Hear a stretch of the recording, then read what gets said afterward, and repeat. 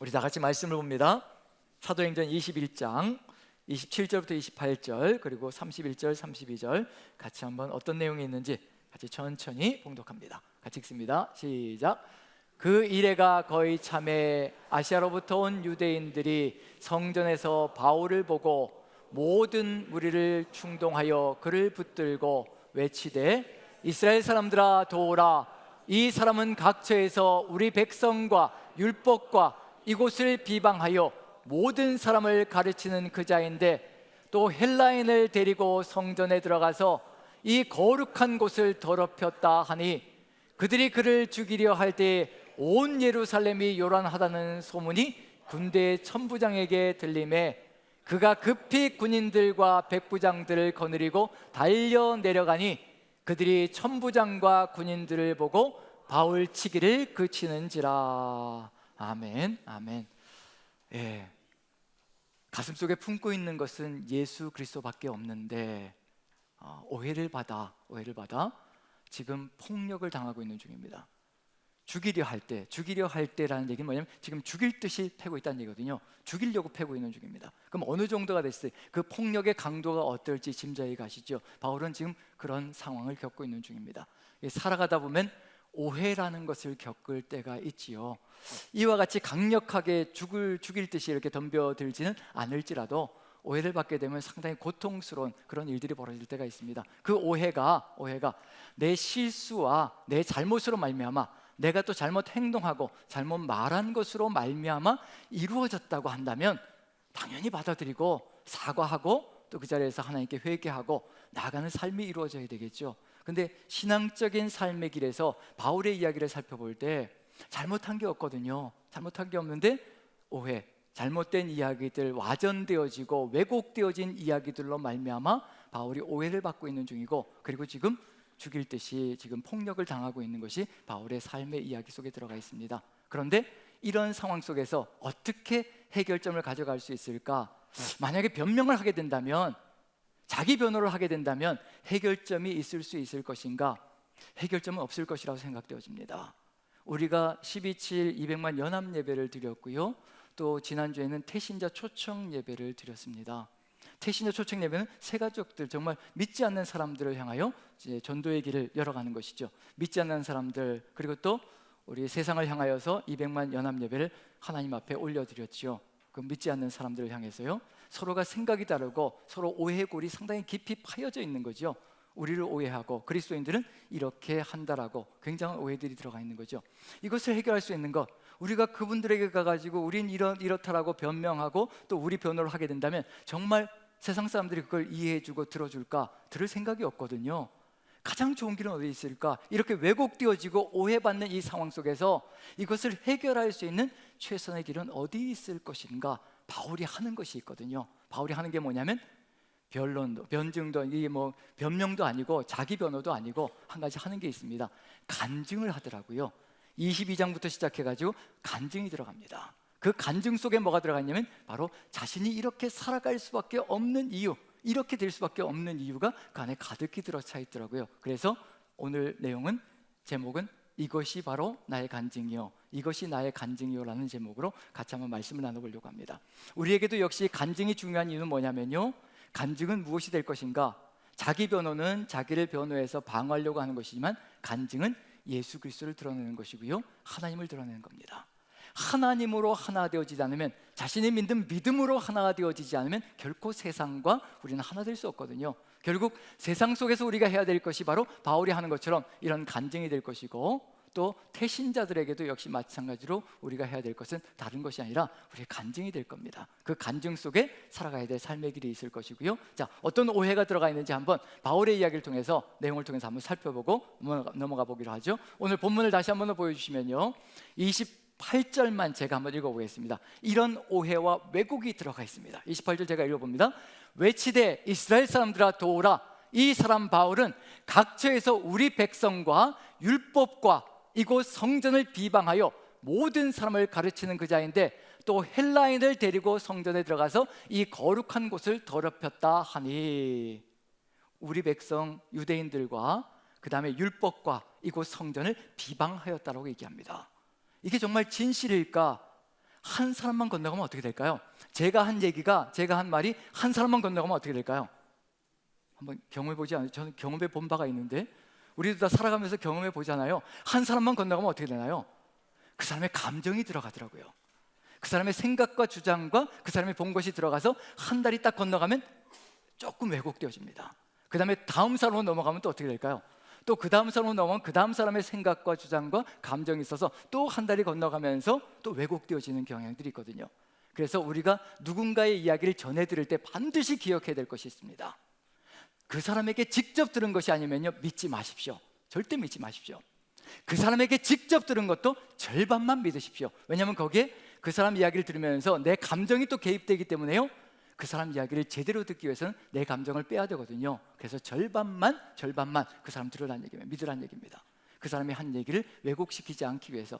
한 사람 두 사람 건너가는 그 순간에 정말 왜곡되어져서 이야기가 이상한 것이 되어버리거든요. 그런 일들은 아마 저도 경험해 본 바가 있고 여러분들도 삶을 살아가며 경험해 본 바가 있을 겁니다. 그 바울의 이야기는 얼마나 많이 왜곡되어 있겠어요.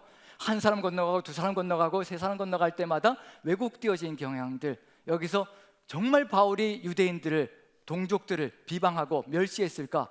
유대인들이 아니라 이방인들에게 복음을 전한다는 그것 때문에 왜곡되어진 거거든요. 그런데 예루살렘에 도착하기 전에 바울이 무엇을 썼느냐면요, 고린도 지역에서 로마서를 써서 로마 지역으로 베베라는 여자 성도를 통해서요 로마에 보냈습니다. 그리고 자신은 이제 예루살렘으로 왔고요. 로마서 안에 뭐가 들어가냐면 로마서 9장부터 11장까지 뭐가 들어가냐면 유대인들을 향한, 동족을 향한 가슴절절한 바울의 사랑 이야기가 들어가 있습니다.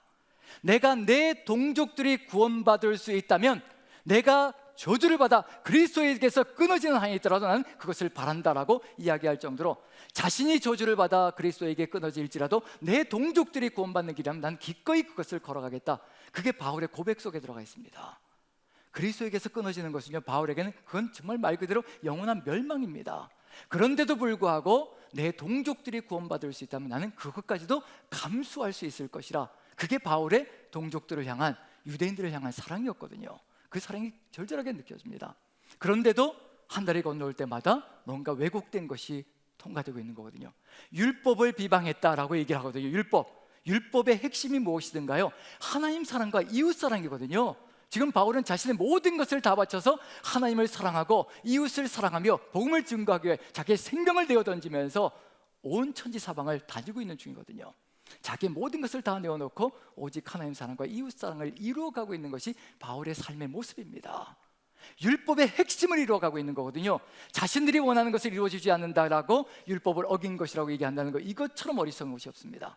율법의 핵심은 정말 우리 삶 속에서 사랑이 드러나고 있는가 아닌가에 따라서 내가 율법을 지키고 있는가 비방하고 있는가 결판이 날 거거든요. 바울은 최선을 다해서 생명을 다해 하나님의 율법을 완성시켜가고 있는 중이거든요. 예수님을 따라가고 있는 중입니다. 성전을 비방한다고 하는데, 성전을 비방하면 지금 이 성전에 들어와서 결례를 행하고 예식을 행하겠습니까? 절대 그러지 않을 거거든요. 그리고 여기 뭐라고 마지막에 헬라인을 데리고 성전에 들어가서 이 거룩한 곳을 더럽혔다. 사람들이 무엇을 봤냐면 드로비모라는 헬라인과 바울이 시내에 있는 것을 봤다고 얘기합니다. 그런데 시내에 있는 걸 본 거예요. 근데 바울이 성전에 들어와 있으니까 당연히 어떤 생각이 들어가냐면, 이제 한 사람이 이런 얘기를 했을 거예요. 바울이 분명히 시내에서 드로비모라는 헬라인과 있었는데 분명히 여기도 데리고 왔을 거야 라고 얘기했을 거예요. 한 사람은. 그 다음 사람 건너면 어떻게 될까요? 여기 데리고 왔어 라고 얘기하고 그 다음에 어떻게 될까요? 이방인의 뜰에만 머물러 있는 것이 아니라 분명히 바울이 유대인의 뜰까지 들어갔으니까 거기도 데려갔어 라고 얘기하는 것으로 이제 계속 확대되자는 거죠. 그리고 이곳을 더럽혔다라고 얘기를 하는 거죠. 이런 일들이 벌어지는 겁니다. 왜곡되어진 것이 벌어지는 거죠. 자, 이렇게 되면 어떻게 될까요? 이렇게 되어서 그냥 편안하게 살아가면, 그래도 좀 그대로 놔두면 괜찮은데 무슨 일이 벌어지냐면 그들이 그를 죽이려 할 때 죽이려고 하는 겁니다. 무슨 일이 벌어지냐면요, 유대인의 뜰, 즉 이 구분이 돼 있어요. 이방인의 뜰이 있고 성전에는요, 그 다음에 여인들의 뜰이 있고 그 다음에 남자들의, 유대인 남자들의 뜰이 있거든요. 그리고 이방인의 뜰에서 여인들의 뜰로, 유대인 여자들의 뜰로 넘어갈 때요, 거기에 금이 쳐져 있고요, 뭐가 팻말이 곳곳에 붙여져 있으면 이방인들이 이곳을 통과하는 순간에 죽임을 당할 수 있다라고, 죽임을 당한다라고 팻말이 곳곳에 세워져 있어요. 이방인들은 못 들어갑니다. 들어갈 수가 없는 거예요. 이미 그것만 경고판만 보아도 로마도 거기에 대해서 간섭하지 않습니다. 만약에 이방인이 여인들의 뜰로, 유대인 남자들의 뜰로 들어가면요, 거기에 대해서 죽이는 것에 대해서는 로마법에서도 조촉하지 않는다라고 이미 취해법권을 인정해 줬거든요. 그런 점에서 들어갈 수가 없거든요. 그러니까 데려갔으니까 당연히 뭘 하냐면 죽여야 된다라고 얘기를 하는 거죠. 바울을 죽이려고 폭력을 가하는 겁니다. 이럴 때 우리는 어떨까요? 억울하잖아요. 이렇게 왜곡을 당하고 있는 것에다가 또 지금 폭력을 당하면서 죽일 듯이 지금 맞고 있다면 어떤 심정이 될 것인가? 우리 같으면 어떨까요?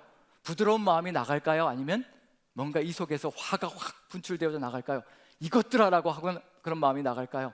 한번 바울이 어떻게 대답하는지, 이제 간증과 고백. 바울은 무엇을 하냐면요, 여기에 대해서 이런 상황 속에서 이것이 나의 간증이다라고 간증을 합니다. 그 간증은 뭐냐면요, 내가 이렇게 살아갈 수밖에 없는 이유가 무엇인지를 얘기하는 겁니다.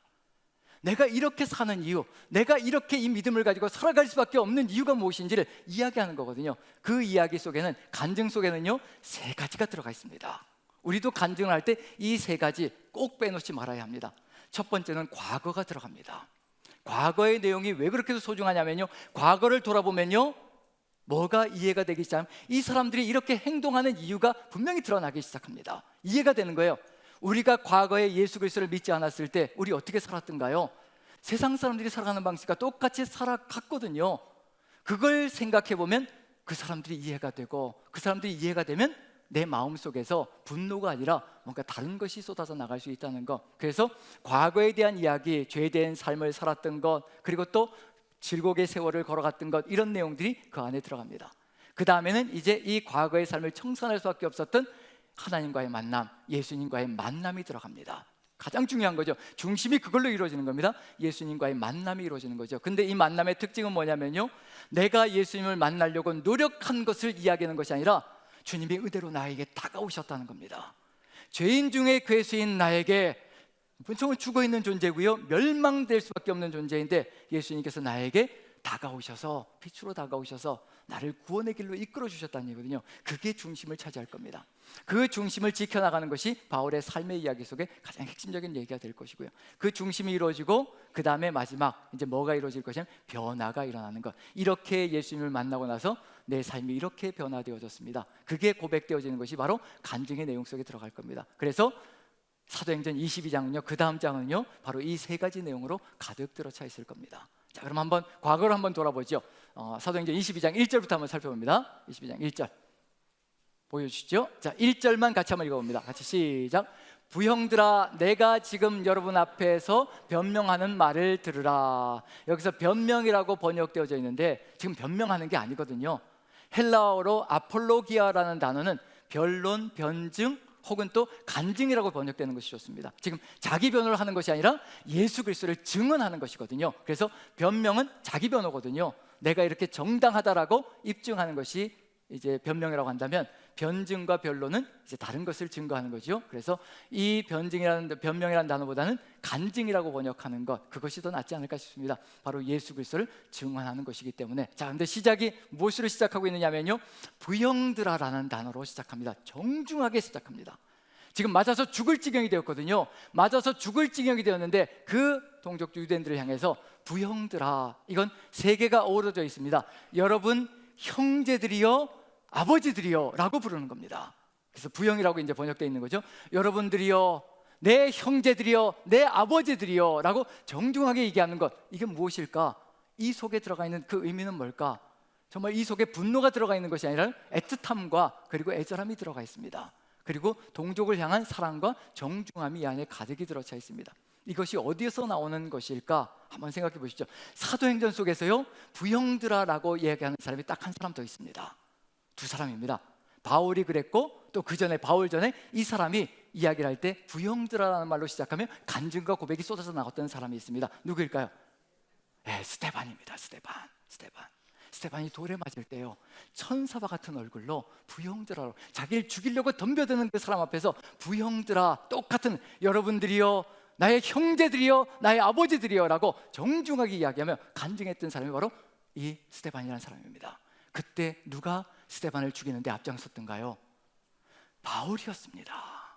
그러니 바울이 정확하게 알죠. 왜 유대인들이 지금 유대인 동족들이 자신을 죽일 듯이 덤벼들고 있는지 바울처럼 정확하게 아는 사람이 없습니다. 자기도 그랬거든요. 자기도 스데반을 죽이는데 앞장서서 그렇게 돌로 쳤거든요. 그때 스데반이 부형들아라고 이야기하며 간절하게 애절하게 간증하는 내용을 자신이 들었거든요.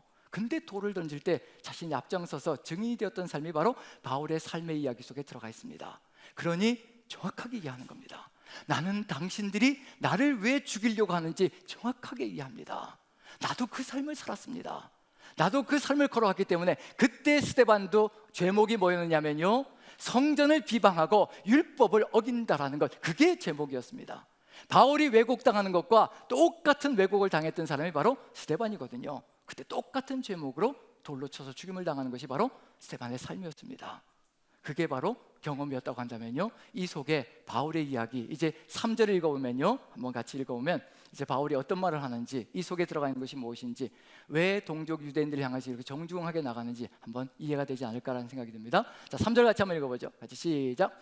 나는 유대인으로 길리기아 다소에서 났고 이 성에서 자라 가말리엘의 문 안에서 우리 조상들의 율법의 엄한 교훈을 받았고 오늘 너희 모든 사람처럼 하나님께 대하여 열심히 있는 자라. 오늘 너희 모든 사람처럼 나도 그와 같이 열심히 있는 자라. 근데 내 인생이 변했다라고 얘기하는 것이 바로 그 다음 부분으로 넘어갈 겁니다. 처음에 나는 유대인입니다. 유대인, 당신들과 똑같은 유대인입니다. 그러니 당신들과 다를 바가 없습니다. 그것을 먼저 고백하고요, 길리기아 다소에서 났다. 다소라는 지역이 유대인들에게 상당히 유명한 지역이라는 거, 그래서 큰 도시이기도 하고요, 거기에 유대인 공동체가 잘 형성되어져 있고 좋은 교육을 받는 도시였다는 것을 이마 유대인들은 잘 알고 있을 겁니다. 거기에서 태어나서 정통적인 교육을 받으면서 정통적인 집안에서 자랐다는 것을 지금 얘기하고 있는 중이거든요. 거기에 덧붙여서 이 성에서 자랐다라고 되어 있습니다. 길리기아 다소에서 났지만 다소에서 자란 것이 아니라 이 성, 바로 예루살렘 성에서 자랐다라고 얘기합니다. 당신들이 예루살렘에서 자란 것처럼 나도 예루살렘 성에서 자랐다라고 이야기를 하고요, 그리고 가말리엘 문화에서 배웠다라고 합니다. 자, 가말리엘, 그 당시에 유대인들 중에서 가장 유명한 사람이 가말리엘이었을 겁니다. 율법의 최고봉이거든요. 그래서 가말리엘이라는 사람이 죽었을 때 유대인들이 어떤 염려를 했냐면, 이제 이 이스라엘 땅에 누가 율법을 제대로 가르쳐 줄 수 있을 것인가, 이제 율법이 무너지는 것이 아닌가라고 생각할 정도로 가말리엘은 그 정도로 인정받는 사람이었습니다. 율법의 최고봉인 거죠. 그 가말리엘 문화에 들어가기 위해서 13살 때 이제 들어가는데요, 13살 때 들어갈 때 반드시 해야 될 것이 있습니다. 들어가기 위해서 자격 기준을 통과해야 되는 거죠. 그게 뭐냐면 모세오경을 암송해야 합니다. 모세오경 전체 아시죠? 한 구절만 암송하는 게 아니고요, 모세오경 전체를 창세기부터 신명기까지 다 암송해야 되는 겁니다. 근데 그게 가능했습니다. 13살까지 그걸 암송하는 거죠. 그 중에서 그렇게 암송하는 아이들 중에서 13살 된 아이들 중에서 두세 명의 아이들을 선택하는 겁니다. 거기에 바울이 들어갔다는 거예요. 제가 요즘 이제 사랑제자반을 같이 하고 있으니까요, 사랑제자반은 수료식 때 여기 다 서가지고요, 로마서 8장을 암송합니다. 로마서 8장은 1절부터 39절까지 딱 39절이거든요. 그 로마서 8장을 암송하거든요. 이제 13명, 저까지 14명이 이제 쭉 서가지고 암송을 할 겁니다. 얼마나 걸렸을까요? 암송하는데, 로마서 8장을 암송하는데 1년 동안이요. 1년 동안이요. 매주 3절씩 하면서, 그리고 또 방학 때도 또 문자 보내가지고 암송하고 있죠. 확인 체크하고요. 그렇게 해가지고 암송하거든요. 근데 지금도 어떨까요? 지금도 이제 반을 만나면은 시작할 때 로마서 8장 암송하고 하거든요. 어떻게 될까요? 부드럽게 나갈까요? 1년이 다 돼가는데 당장 12월 1일 날 수료식이거든요. 부드럽게 나갈까요? 어떨까요? 중간에 또 절어요. 절다가 또 다시 제자리 찾다가 한 사람이 치고 나가면 같이 또 치고 나가고, 다 같이 멈추면 그 다음에 하고 멈춰 있다가 또 다시 생각나서 나가고, 그게 1년 동안 이루어지더라고요. 근데 이게 모세오경을 암송한다는 건 결코 쉬운 일이 아니거든요. 근데 그게 이루어져야 되고요, 랍비가 되기 위해서는 시편을 암송해야 되고 이사야서를 반드시 암송해야 되고, 그런 과정들이 있습니다. 그럼 거의 구약 성경을요 거의 암송을 한다는 거예요. 대단한 겁니다. 그게 가말리엘 문화에서 배웠다는 그 내용이라는 얘기거든요. 그럼 무슨 얘기인가요? 성경에 정통이 있다는 것을 얘기하고 있는 중이고요, 인정받는 존재라는 것이, 가말리엘 문화에서 배웠다는 것만으로도 어느 누구도 무시할 수 없는 존재가 되는 겁니다. 최고라는 겁니다. 거기에 덧붙여서 조상들의 율법에 엄한 교육을 받았다. 당신들이 받는 것 그 이상으로 난 엄한 교육을 받아서 율법하면은 바로 내 가슴 속에 다 새겨져 있는 것이 율법이다라고 얘기를 합니다. 그 정도로 살아왔다는 것을 얘기하고 있고요. 당신들과 다를 바가 없고 당신들보다 더했다고 얘기하는 겁니다. 그리고 마지막에 뭐가 있냐면요, 하나님께 대하여 열심이 있는데 그 열심으로 말미암아 4절 같이 한번 읽어보죠. 이렇게 살아왔다는 겁니다. 같이 읽습니다. 시작. 내가 이 돌을 박해하여 사람을 죽이기까지 하고 남녀를 결박하여 옥에 넘겼노니, 그래서 당신들이 나를 죽이려고 하는 것을 나도 충분히 공감하고 이해한다는 겁니다. 왜 그러는지 다 이해한다는 거예요. 이렇게 죽이려고 하는 그 이유, 하나님께 대한 열심으로 말미암아 이렇게 이루어지고 있는 것이 아닙니까? 그리고 나도 그렇게 살아서 사람을 죽이는 데 앞장섰고, 지금도 그때도 옥에 가두고 사람들을 죽이기 위하여 다메섹으로 가고 있는 중이었습니다. 그 고백을 하고 있는 중이거든요. 이게 바울의 과거입니다. 자, 어떤가요? 충분히 이해가 될 수 있다는 얘기거든요. 그래서 부형들이여라고 부드럽게 나가는 겁니다. 이해 못하면요, 분노가 치밀어 오르거든요. 내가 이렇게 열심히 살려고 하는데 왜 나를 죽이려고 하느냐, 치고받고 싸우게 되거든요. 세상 사람들이 우리를 친다고 해서 같이 싸울 일이 절대 아니라는 겁니다. 몰라서 그러는 겁니다. 하나님의 말씀을 모르고 하나님의 뜻이 무엇인지 모르기 때문에요, 우리를 치고 들어오는 겁니다. 우리가 해야 될 일은 가장 정중하게 나가는 겁니다. 최선을 다해서 정중하게, 우리 하나님께서 이렇게 뜻하셨습니다라는 것을 우리의 삶을 통해서 보여줘야 되는 거거든요. 싸우게 되면 해결점은 전혀 없습니다. 그래서 바울이 하는 것이 이것이 나의 간증입니다. 내가 이렇게 변할 수밖에 없는 것, 이렇게 살아갈 수밖에 없는 것은 바로 이것 때문에 이루어진 것입니다. 우리가 세상 사람들을 이해하는 것, 우리도 세상 속에서 살아봤잖아요. 예수 그리스도를 믿기 전에 저도 정말 술 마실 만큼 마셔봤고요, 필름도 끊어져 봤고요. 그래서 이해가 됩니다. 술을 즐겼어요, 정말로요. 그냥 솔직한 고백입니다. 술을 즐겼어요. 왜냐하면 술을 마시면 알딸딸하게 기분이 좋잖아요. 그럼 속에 있는 얘기를 막 쏟아내거든요, 남자들끼리 모여가지고. 그래서 회식할 때 남자들이, 그리고 또 뭔가 문제가 있을 때, 어려움이 있을 때 그냥 술 한잔 하면서 툭 터놓는 이야기, 그래서 풀어가는 이야기. 그래서 그리스도인들이 더 무서울 수가 있습니다. 술을 안 마시니까요, 속에 있는 얘기를 안 할 때가 많아요. 그래가지고 그냥 그게 엉켜가지고 이 속에서 가득히 들어찰 때가 있습니다. 근데 세상 사람은 술 한번 딱 마시고 그냥 속에 있는 게 툭 털고 그 다음에 일어나서 이제 또 직장 나가서 같이 또 웃으면서 일하고, 그런 경우들이 있거든요. 자, 그런 점에서 술을 즐기면서 살아갔는데, 그런데 그게 지금은 이해가 되지요, 왜 그런지. 근데 지금은 예수님을 믿고 예수님을 따라가니까 예수님께서 내 안에 계시고 성령께서 내 안에 계실 때 자연스럽게 진실하게 되고, 그리고 진심이 우러나오게 되고요, 이 사람이 왜 이런지 이해하게 되고, 그러면서도 이 속에서 진심으로 위로하고 안위하게 되고, 그런 일들이 벌어진다는 거. 그래서 예수 그리스도와 성령께서 함께 하실 때 나누는 그 마음이 취중 진담이라는 그런 얘기가 아니라, 정말 성령께서 함께 하실 때 그 진담이 얼마나 서로를 편안하게 만들고 서로를 위로하게 만들며 세워가는지를 깨달았기 때문에 지금 이 삶이 더 좋다는 것을 너무도 확고하게 믿기 때문에, 그래서 간증할 수 있고요, 그리고 또 위로할 수 있고 세상 사람들을 이해할 수 있는 길로 갈 수 있다는 생각이 듭니다. 우리 하나들 역시 마찬가지로 우리가 지금 경험하고 있는 이 하나님을 만났기 때문에 과거에 살아갔던 그 삶이 무엇인지 이해가 되고, 또 그 사람들이 왜 그렇게 살아가는지도 이해가 될 것이라 생각되어집니다. 우리가 해야 될 일은 하나님께로 이끌어가는 것, 이것이 나의 간증입니다라고 고백하며 같은 간증을 가질 수 있는 존재로 세워나갈 때 하나 되어주시는 것. 듣든지 안 듣든지는요, 하나님께 달려 있습니다. 우리가 해야 될 일은 간증과 고백을 하며 세상 사람들을 이끌어가는 것, 그것이 우리의 사명 속에 들어가 있을 것이라 생각되어집니다. 이게 과거의 바울의 모습이거든요. 이제 뭐가 와야 될까요? 이 현재 내가 이렇게 변할 수밖에 없는 것, 그것이 어디에서 온 것인가? 나에게서 온 것이 아니라는 얘기가 되는 거죠. 그래서 이렇게 변화되어진 이유, 이렇게 나아가는 이유, 바로 예수님을 만난 이야기가 들어가겠죠. 그래서 그 다음 내용을 한번 살펴봅니다. 22장 6절 7절 한번 읽어보죠. 6, 7절 같이 시작. 가는 중 다메섹에 가까이 갔을 때 오정쯤 되어 호련히 하늘로부터 큰 빛이 나를 둘러 비치매 내가 땅에 엎드러져 들으니 소리 있어 이르되 사울아 사울아 내가 왜 나를 박해하느냐 하시거늘. 자, 여기서 보시면 다메섹으로 가는 중, 그리고 죽이려고 잡으려고 가는 그 상황이 펼쳐지고 있는데 오정쯤 되어 12시 정오죠. 정오의 빛이 얼마나 환할 것인가 한번 생각해 보십시오. 이스라엘 땅의 햇빛은 강력하거든요. 정말로 뜨겁습니다. 그 정오의 햇빛이 얼마나 뜨거울지. 근데 그 빛보다 더 강력한 빛, 큰 빛이 자신을 둘러 비췄다라고 되어 있습니다. 자신을 포위했다고 얘기합니다. 이건 누구이시냐면 하나님밖에 이렇게 하실 수 있는 분이 없습니다. 빛을 창조하셨거든요. 빛을 창조하신 빛의 근원이신 하나님이 아니시고는 이 빛보다, 태양빛보다 더 밝은 빛을 만들어낼 수 있는 분은 하나님밖에 없습니다. 그러면 하나님이 자신을 둘러 비추고 있다는 얘기거든요. 아마 기대감도 있었을 겁니다. 잘하고 있다라고 칭찬받을 줄 알고 있었는데, 그런데 이게 웬일입니까? 사울아 사울아라고 부르는데 칭찬이 나와야 되는데, 잘하고 있다라고 칭찬이 들어와야 되는데 내가 왜 나를 박해하느냐라는 음성이 들려옵니다. 잘 사는 줄 알았거든요.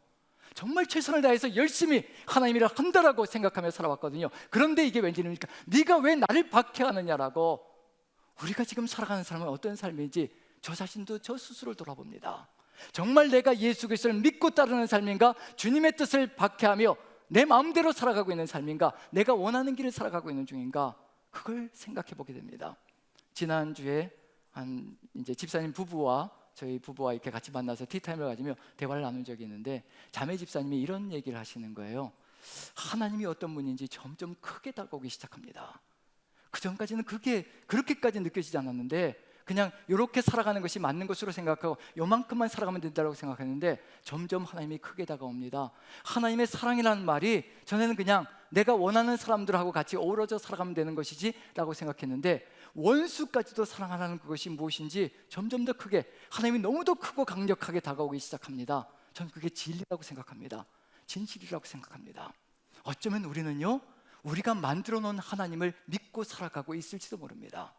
내가 만들어 놓은 하나님, 내 틀 속에 하나님을 가둬서 하나님은 이렇게 잘 길들여진 하나님, 내가 원하는 것, 내가 원할 때는 나와서 나의 소원을 들어주시고 내가 원치 않을 때는 그 틀 속에 들어가서 그대로 그냥 잠잠히 계시는 분, 그래서 내가 원하는 삶을 살아가게 해주시는 분, 그런 분으로 우리는 오해할 때가 있거든요. 우리가 하나님의 뜻을 따라가는 것이 아니라 하나님이 우리의 뜻을 따라서 살아가기를 소망하는 그런 하나님일 때가 참 많습니다. 그 틀이 깨질 때 그 통증이 크거든요. 그런데 깨야만 되고요. 여기서 분명한 건 뭐냐면 바울이 틀을 만들어 놓은 게 있습니다. 하나님은 이렇다, 내가 주장하는 것, 내가 뜻하는 것, 이 모든 것들을 다 인정해주고 그리고 따라오는 신이다 라고 생각하며 살아갔는데, 내가 왜 나를 박해하느냐라고 질문하시는 겁니다. 그래서 바울이 두 가지 질문을 합니다. 하나님께. 지금 우리도 끊임없이 우리의 중심에서 이 질문을 합니다. 이 두 가지 질문. 우리 남산교회는 특히요 40년이 넘는 세월 동안 매일 성경으로 묵상을 하고 있거든요. 매일 성경의 묵상에 두 가지 질문이 들어가지요. 이걸 잃어버리는 그 순간에 무너지기 시작합니다. 두 가지 질문이 있죠. 뭔가요? 하나님은 어떤 분이십니까? 그 다음에 뭔가요? 나에게 주시는 교훈은 무엇입니까? 하나님은 어떤 분이십니까? 내가 생각했던 하나님이 아니라 정말 진정한 하나님은 어떤 분이십니까? 그걸 말씀을 통해서 봐야 합니다. 그래야 우리가 살아가야 될 게, 내게 주시는 교훈이 무엇인지, 내가 따라가야 될 것이 무엇인지 그걸 볼 수가 있거든요. 그런데 우리는 말씀을 보면서 은혜 받은 내용만 가지고 살아갈 수가 있거든요. 하지만 그게 아니라 정말 하나님은 어떤 분이십니까? 진정으로 봐야 되거든요.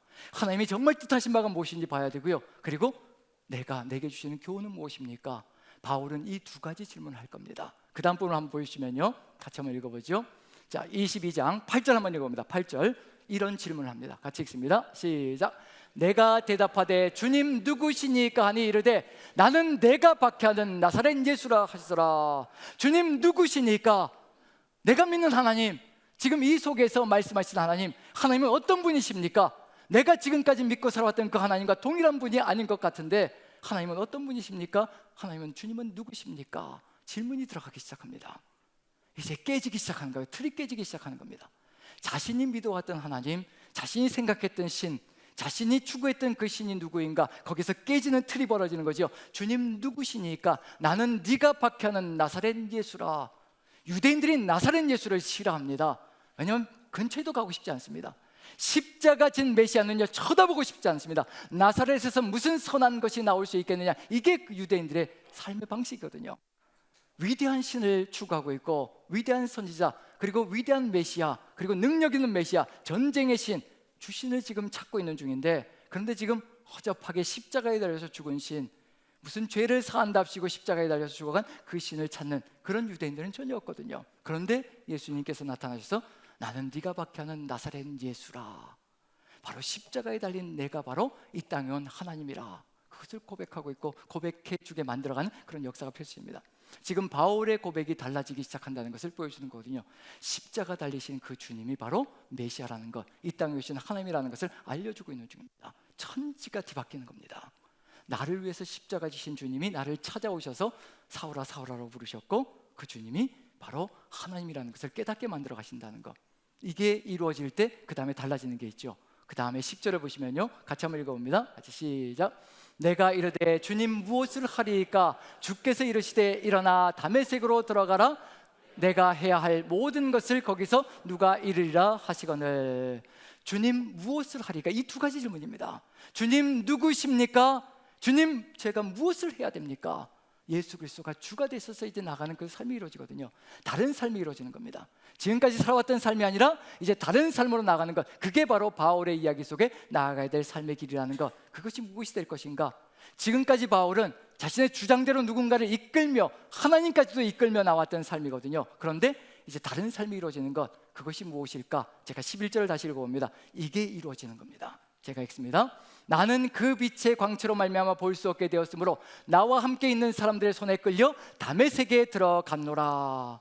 누군가를 끌고 다니던 삶에서, 인도하는 삶에서 이제 인도받는 삶으로, 끌려가는 삶으로 나아가는 것이 바로 하나님 만난 사람의 삶이라는 것. 우리가 만약에 우리의 주장을 가지고요 누군가를 이끌고 가는 삶을 살고 있다면, 하나님까지도 내가 만들어놓은 그 틀에 가둬놓고 내가 원하는 삶으로 이끌어가고 내가 원하는 것을 이루어달라고 하고 있다면요, 잘못 가고 있는 중입니다. 우리는 하나님께 이끌림을 받는 사람이고 인도함을 받는 사람입니다. 그게 바로 우리가 걸어가야 될 삶이거든요. 하나님께서, 예수님께서 부활하신 다음에 베드로에게 오셔서, 제자들에게 오셔서, 베드로에게 오셔서 이제 말씀하시는 게 있죠. 네가 나를 사랑하느냐? 3번을 물으십니다. 네가 나를 사랑하느냐? 네가 나를 사랑하느냐? 내가 주를 사랑하는 줄 주께서 아시나이다. 내 양을 먹이라. 내 어린 양을 치라.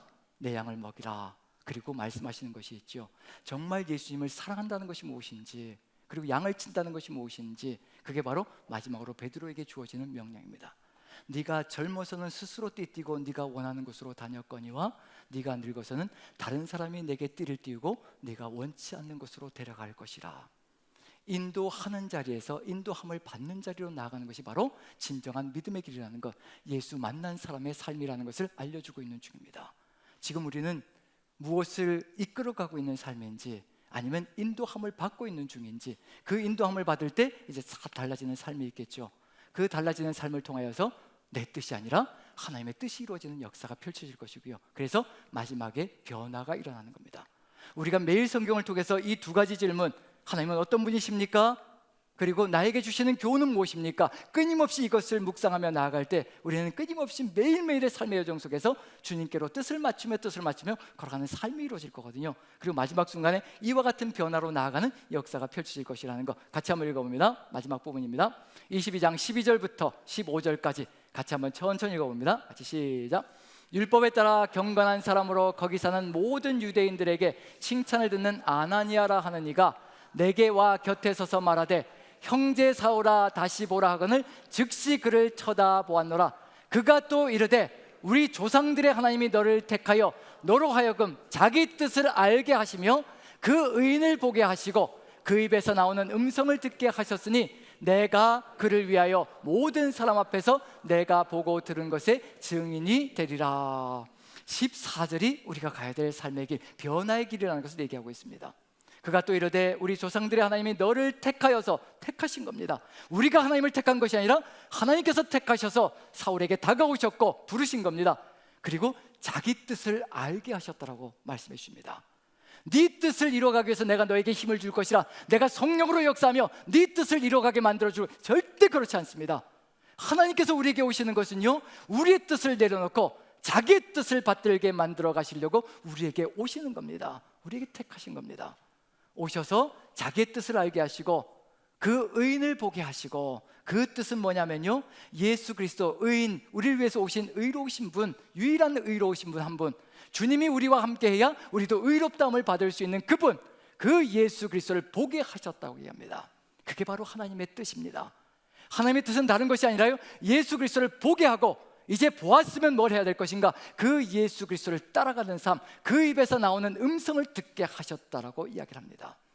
우리가 원하는 삶을 살아가는 것이 아니라 오직 예수님께서 말씀하시는 그 삶을 우리가 매일의 여정 속에서 받들며 걸어가는 것, 자기 뜻에서 하나님의 뜻으로 오직 예수 그리스도의 그 뒤를 따라가는 그 삶이 이루어질 때 우리는 이 삶의 여정을 통하여서, 변화의 길을 통하여서 하나 되어지는 길로 갈 수 있을 것이라는 것.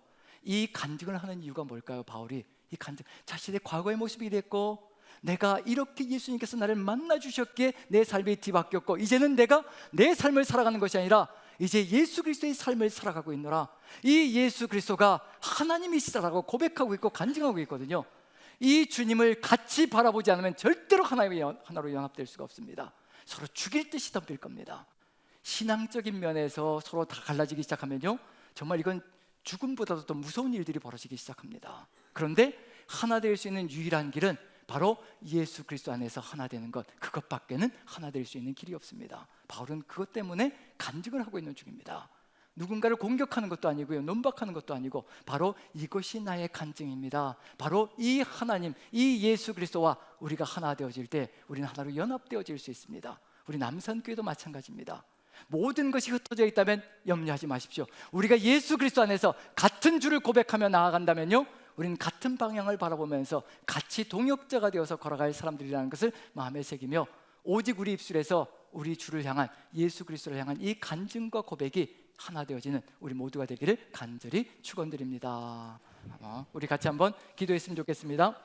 이 시간 기도하고 싶은 것은 우리 주님께서 우리와 함께 해주실 때 또 우리에게 다가오셔서 우리의 삶을 이끌어 가시며, 또 매일의 여정 속에서 매일 말씀 묵상을 통하여서 하나님은 어떤 분이십니까? 나에게 주시는 교훈은 무엇입니까? 이를 통하여서 오직 주 예수 그리스도의 그 뜻을 깨닫고 우리가 그 길을 걸어간다면 우리는 하나로 연합될 수 있을 것이며, 세상을 향하여서도 이와 같이 간증하고 고백할 때 세상까지도 주께로 나오는 길을 열어갈 수 있을 것이며 하나 될 수 있을 것이라는 것을 마음에 새기며, 우리 같이 한번 이와 같은 간증과 고백이 우리의 삶 속에 넘치게 도와주옵소서. 다 같이 기도합니다. 사랑의 하나님, 우리 하나님께서 함께하여 주셔서 이 고백으로, 이 간증으로 우리의 삶이 가득 차게 도와주옵소서. 오직 주 예수 그리스도의 그 은혜가 우리 안에 가득하지 않다면 우리가 아버지 바르게 서나갈 수 없으며 하나로 연합할 수가 없습니다. 아버지, 주께서 함께하여 주셔서 이 간증과 고백이 우리의 삶이 되게 도와주시고 우리 입술에서 떠나지 않게 도와주시어 평생을 통하여 이루어갈 수 있게